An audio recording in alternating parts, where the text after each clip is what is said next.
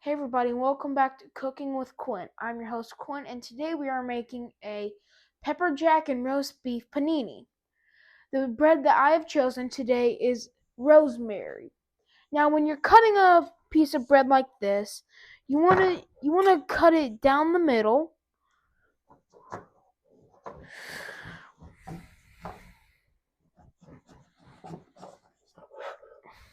and then just cut it then and there.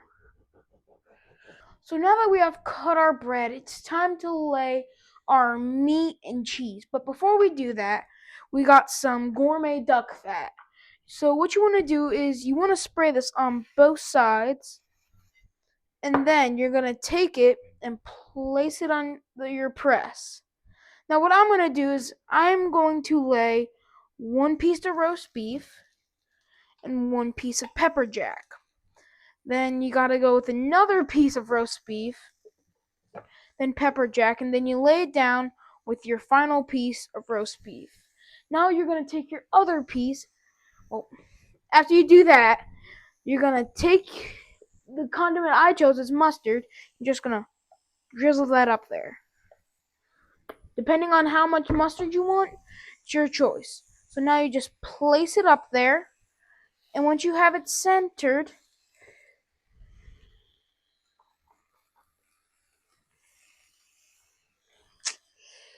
this is always difficult. You're just going to press down. So now we're going to wait for it to cook, or until that cheese starts to melt. So while we're waiting on this to cook, I just want to say a few things. First of all, don't do this without an adult supervision. Second of all, if you want to do this, make sure you have everything ready before you set up.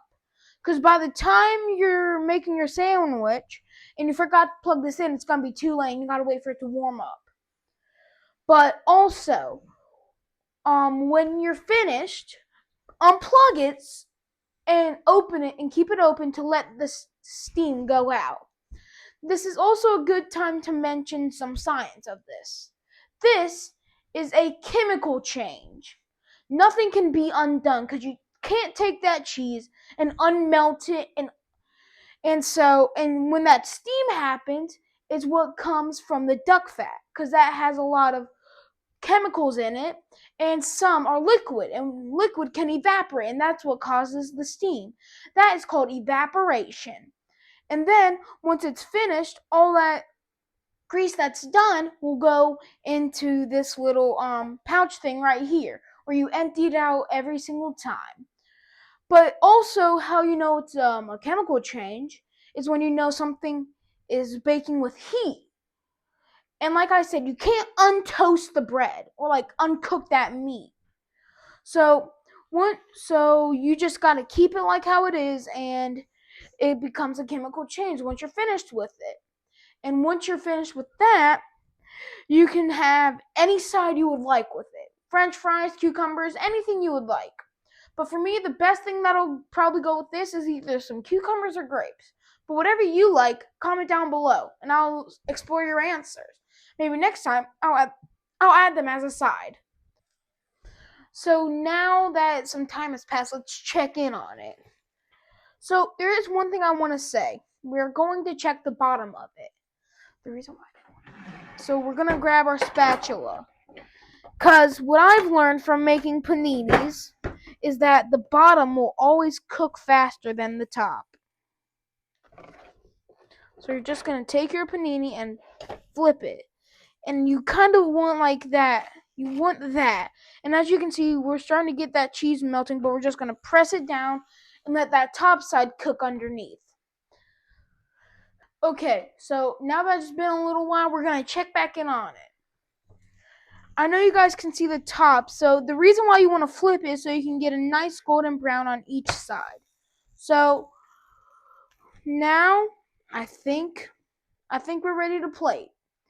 So like I said, you're going to want to unplug it and set it all the way back for that steam to come out. Now we're going to set our cucumber to the side, like I said, one of my favorite sides. And we're going to take the chef's knife, and I want to show you guys the cross section.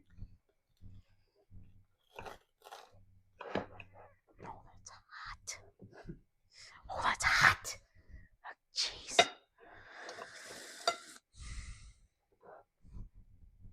Why is that so hot?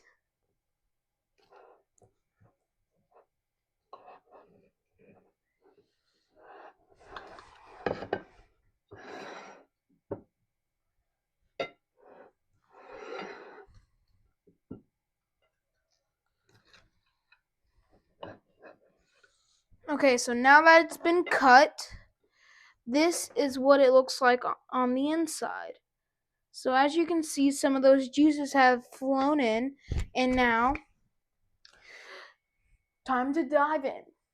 So I'm gonna give this a taste and let's see how it is. So now that I've taken a bite out, I want to rate it. I don't want to say it's the best. There's room for improvement, so I'm gonna get about a 9. But there is room for improvement. But catch you next time on Cooking with Quinn.